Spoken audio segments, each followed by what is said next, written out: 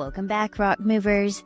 This is season 6, and it is all about the boys. We've got some amazing guests, so if you're ready, let's start moving some rocks.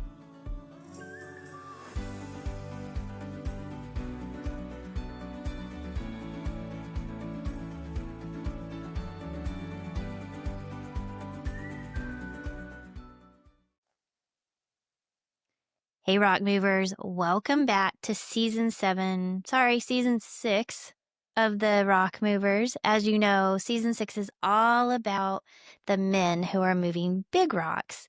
And that includes, obviously, today's guest, Mr. Productivity himself. And he is in Houston, so he's a Texan.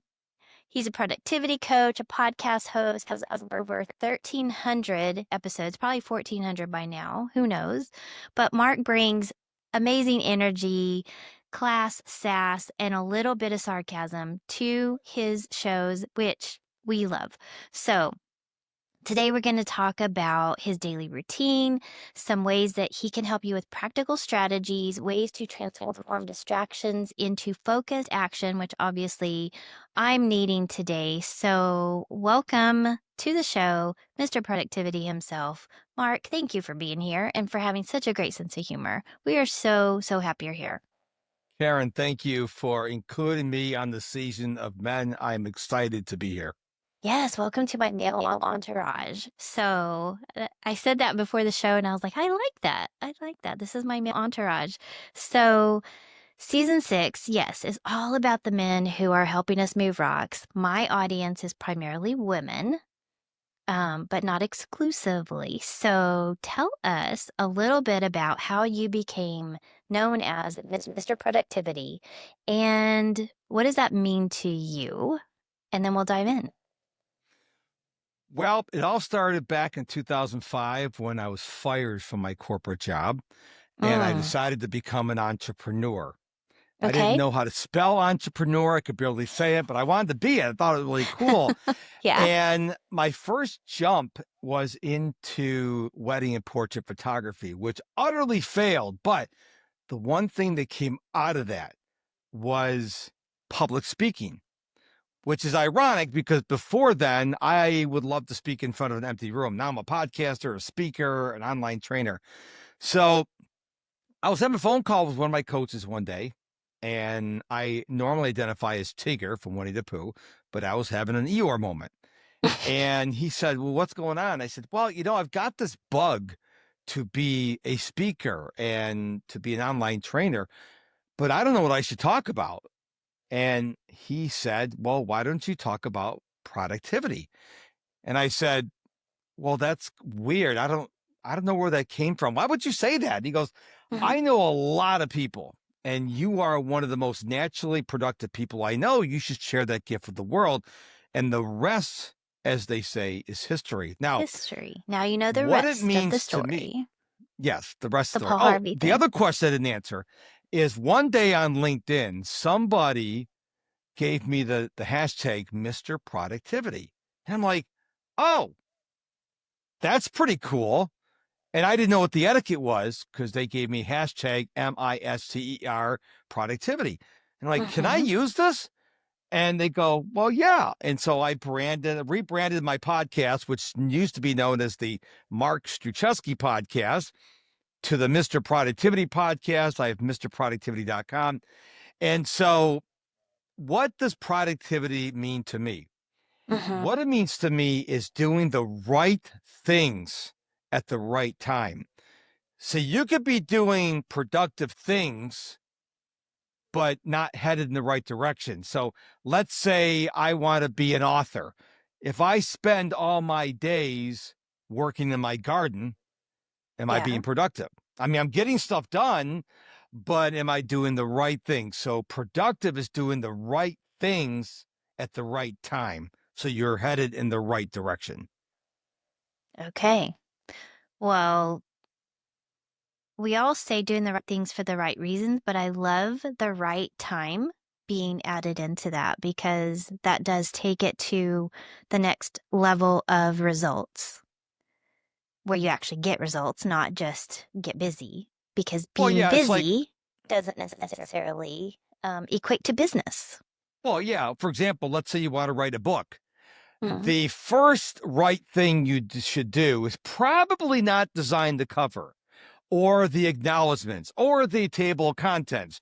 You Mm-hmm. probably should start with an outline. And so you have to eventually you or have someone create the Mm-hmm. cover, and someone needs to format the book and stuff. That all needs to be done, but that doesn't need to be done at the beginning. It needs to be done at Yeah. the end. So there are things we all need to do, but if we're not doing them at the right time, they're probably not being productive.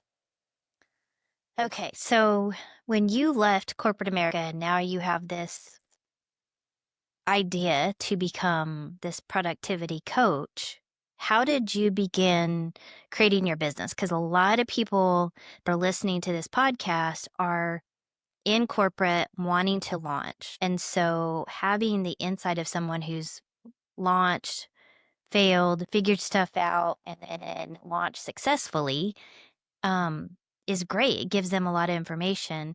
So not just how to be productive, but how to actually get some traction in the right direction first. When I first started on this wonderful world of solopreneurship, I Mm-hmm. did not know what I was doing. I was making so many mistakes. I think I probably made every mistake you possibly can. I naively thought that because I hung my shingle out, Yeah. I would be the next Elon Musk or Oprah or Tony Robbins. The money Yeah. would just come flowing. And I People are remember going to be going to my knocking front down your door. door. I opened the front door Yeah. and there's like, there's nobody here. I told my wife, but I hung my shingle out. Where is everybody? Nobody cared. Don't they know? Nobody cared. I won the business for myself. And so when I tell people, when they ask me, hey, how do I do what you're doing? I said, well, let's set some expectations first. If you're making 100K a year at your job and you have nice vacation and other perks, Mm-hmm. that ain't going to happen, because when you're working for yourself, you have to buy your own insurance. And most people can't afford their own insurance because it's not cheap, because we're used to it being subsidized by our employer. So I said, I encourage you to go Yeah. out on your own because you have ultimate freedom, but you have to set the expectations that it's not going to be as easy, because if I have an unproductive day, I don't make any money. If you're in a Right. corporate world, you don't have a productive day, you're still going to get paid. Yeah. Big And difference. there is the big difference.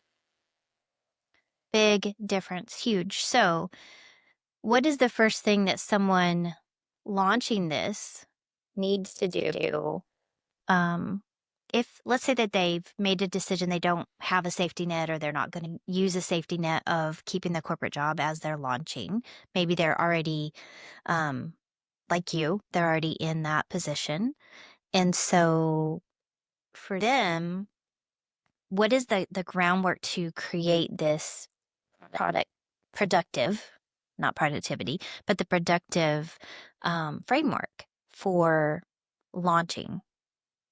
Because that They seems to be need the to make biggest sure problem, is getting started. they need to make sure that people want what they're going to do. I mean, Okay. just because you're excited about something, Mm-hmm. is anybody going to buy that something from you? I remember reading a book, $1 Million Weekend, from Noah Kagan, who's the founder of AppSumo.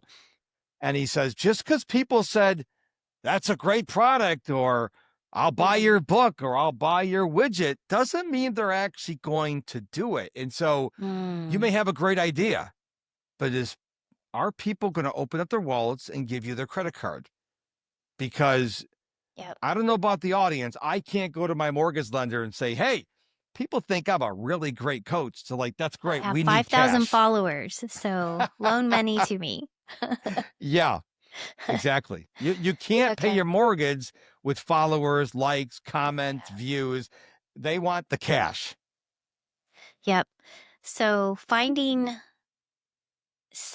being a solution to the problems that people have is always the best way, right? You're coming into the marketplace with an answer to something that people are searching for. So let's say you got a a business, you've started coaching, you're feeling a niche, however you say it. And now you just have business coming in. So now you're busy, but you're kind of catching, chasing your tail. You're just not getting forward motion. You're just staying busy. So how do they get from this whirlwind of chaos to productive? What is your best, maybe one or two step that they would take? And then where would they go to learn more from you? Um, we know you've got an amazing website with tons of resources, but let's talk about kind of what that looks like, because I feel like people are going to listen to this and they're going to be like, okay, this guy is number one, magnetic in his personality. So I want to know more about that. And then two, I know that there's going to be more specific content that I need to get it, because this topic can be really wide and deep. And for some of us, it really needs to be very personalized. Well, the first thing I want to caution people to do when they reach a point where they start getting a lot of business and they feel like they're going crazy, two things. Number one, set boundaries. I only work Monday through Friday, 9 to 4. Now, I do show up on social media outside this time, but I have certain limits. I have Yeah. boundaries of how many clients I will take per day and per week. So I don't like doing back-to-back appointments. So boundaries are really important. Number two, don't just start hiring people. That's the mistake people make because they get in desperation mode. I'm going to get a VA here. I'm going to hire this person, this person, this person. And all of a sudden they go from chaos to broke. So what you need to do is you need to try to triage as best you can. Zoom out and say, okay, how can I settle this brewing mess I have going on here? And everyone's going to be different. So I can't say do step one, step two, step three. You have to look at your situation. Why Right. is it chaos? Is it chaos because you caused it? Maybe you said, hey, I'm going to take on 50 clients, but you can only take on 10. So look at the situation and figure out what can you do to mitigate the situation. The answer may be to hire a VA, maybe not. So you have to look at your situation. But what happens is people wait until the problem gets too big, and then they have the walls falling down, the house is on fire, it's pouring rain, there's a tornado coming. Now they're in ultra panic mode. Well, that's not the right conditions to be making a proper decision.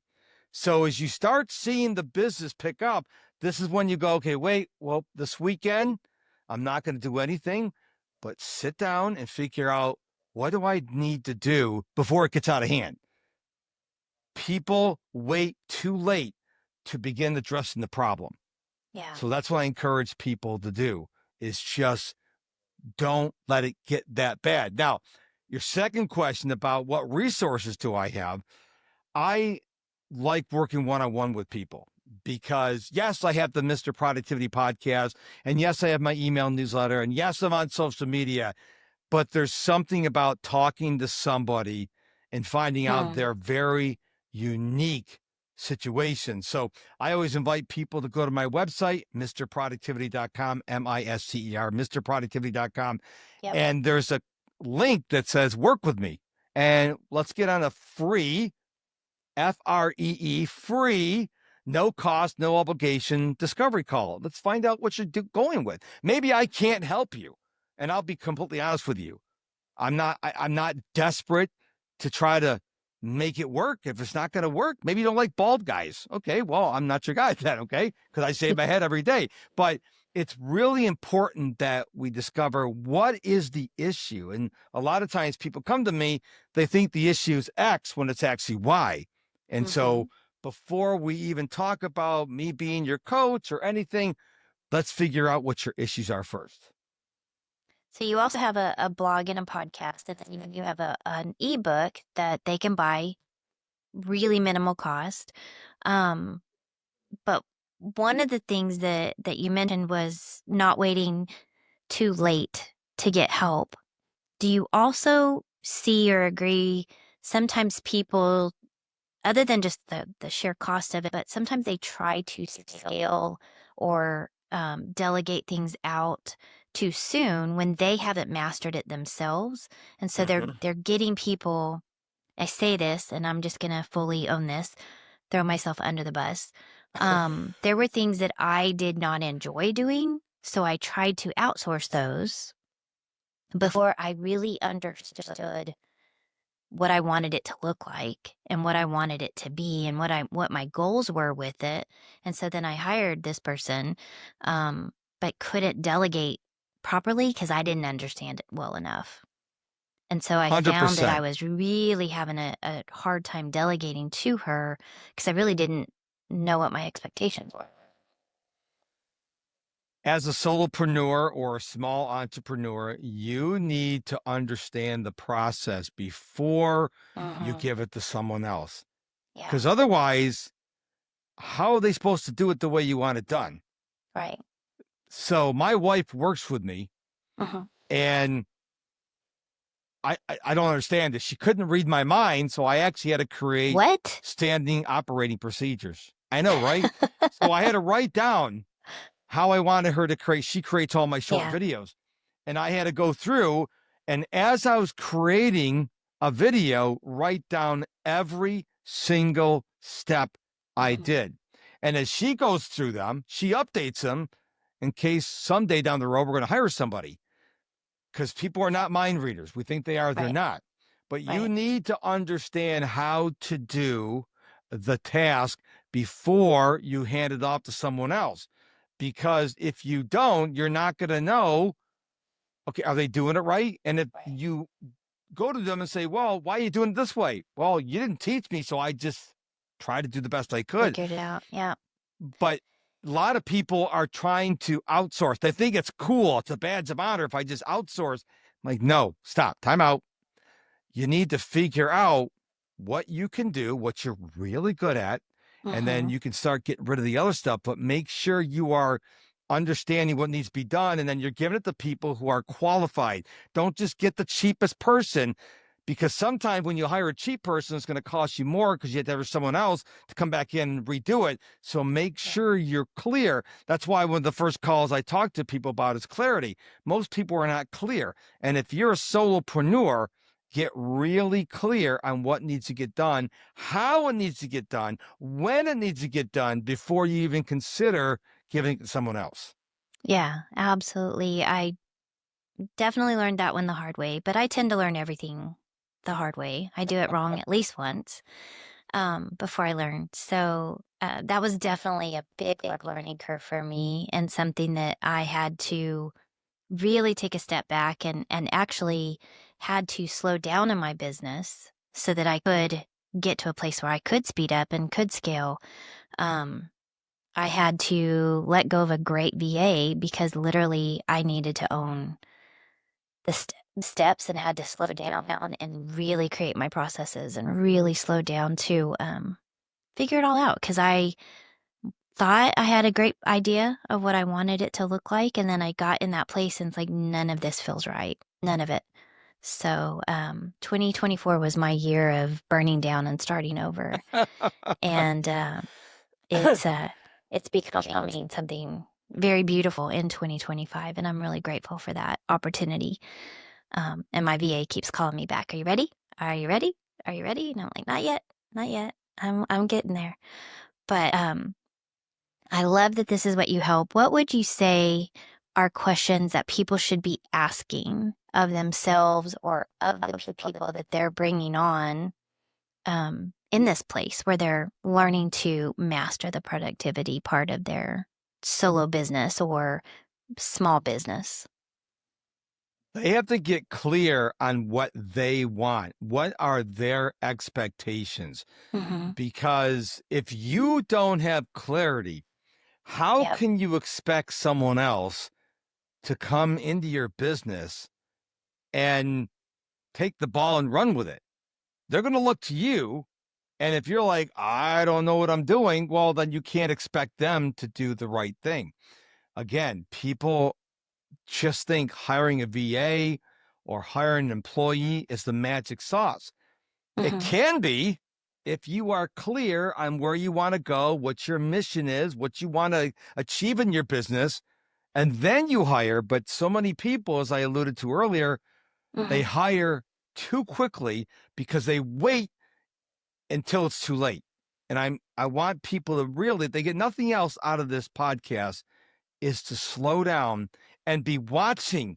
And if all of a sudden the business starts picking up, it's not going to go from one client to 1,000 clients in 1 hour. You're going to see signs it starts ticking up. You know, one client, 2, 3, 4, and you go, Mhm. okay, wait a minute. I'm not going to do anything this Saturday except for think about where I want to go with my business. But most people are like, I'll just wing it. Winging it very rarely works out. Trust me, learn from my mistakes. Winging it does not work. I am the master at winging, which is great when we're talking about dinner. It's great when we're talking about maybe, fun excursions. Those are all great opportunities. Your business is not the place to wing it. So thank you for that reminder. That one stung a little bit, Mark. So, so for someone, excuse me, for someone that's listening to this and they are just on a personal development and personal growth for their business, what are your favorite books to recommend? Oh, Because I have a few of my favorite. Let's see if we have the same. I love reading books and I love reading print books. Mm-hmm. So right now we're recording this at the end of January. I'm rereading Brendan Burchard's High Performance Habits for the third time. I have reread The 5 a.m. Club by Robin Sharma for like 3 Mm-hmm. times. That is a really powerful book. Actually, his last several books have been very powerful. He's got like the eight sources of wealth, and he's got the Everyday Hero Manifesto. So I really like Robin Mm, Sharma books, and can't go wrong with Gary Vaynerchuk. So I've got books in my library that I'll constantly yeah, reread over and over again because every time I read it, I'm in a different season of my life, and the book speaks to me differently. yeah, 100%. I love The Go-Giver and all of the Go Giver series. Bob Berg is just a phenomenal man, and I love their audiobook too because David Mann and Bob Berg do the reading in it. You get to hear from the authors. I love when an author does it. Um, I love the Jocko Willenick book, Extreme Ownership. I think Mm. even though those aren't specifically for businesses, for leaders, those two, and for anyone in sales, also both of those books have such great principles in them for just leading yourself and leading others. I think they're just phenomenal books. And there's so many others. The Four Agreements, looking at my book list over here. Oh, the 12-week, 12-month week. Wait, how is it? Shoot, what is it? Sorry. It's the one where you're like I'm going blank on it. I'm sorry, I'm looking at Gary Vaynerchuk's 12 and a half weeks. You're Anyway, talking about Brian Moran's book, right? yes. What is it called? I think it's a 12-week year. Isn't it called a 12-week 12-week year. year? Yeah. I said that and that didn't sound right, but yes, it's basically where you're, putting yourself in 90-day cycles. And so, um, yeah, it's about, another productivity hack and different way of looking at things in cycles and kind of niching it down into smaller bites. So you're not looking at the whole year. You're actually just taking your year at 12 weeks at a time. So, um, great resources. But thank you for sharing those. There's a book in there that I didn't know Robin Sharma had those other books, so I'll have to check out those.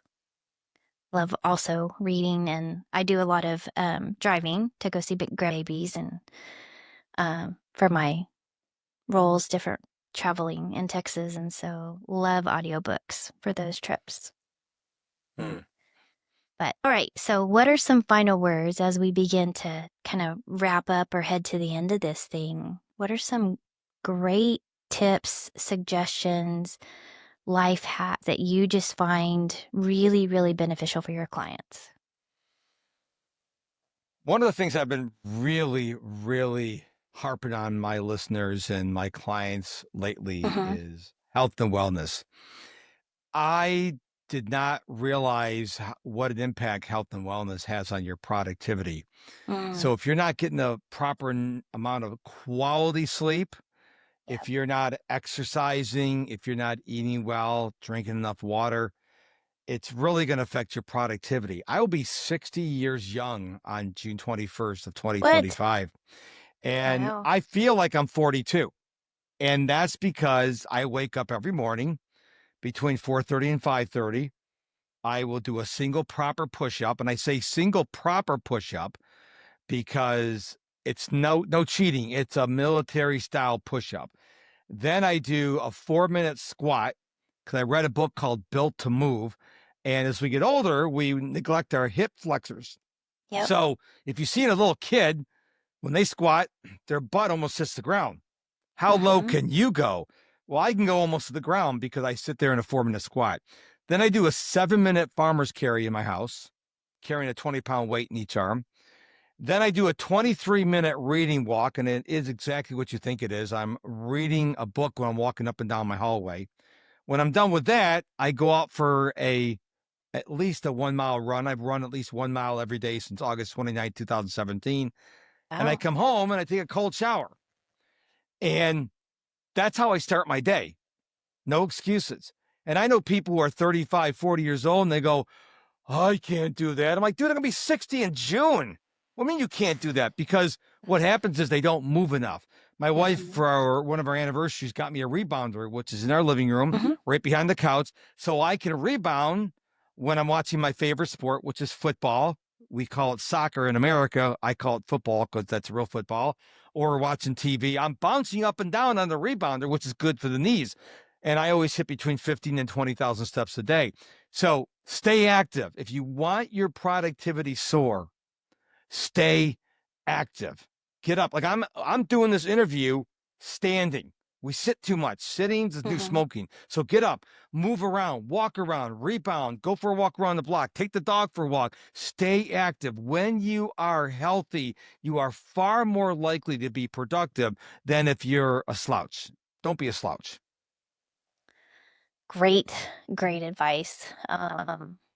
One that I've added to my life this year. So I'm feeling it, all the feels this week. So uh, let me get a kick in my butt because I also have very, very weak hips. So yes, all the things. Well, this has been good. I appreciate you sharing your wisdoms, dropping some golden mic moments, and really pouring into our listeners. I know that they're going to get tremendous value from this because you come at it from a different perspective. So happy to connect you with our world and have them check out mrproductivity.com.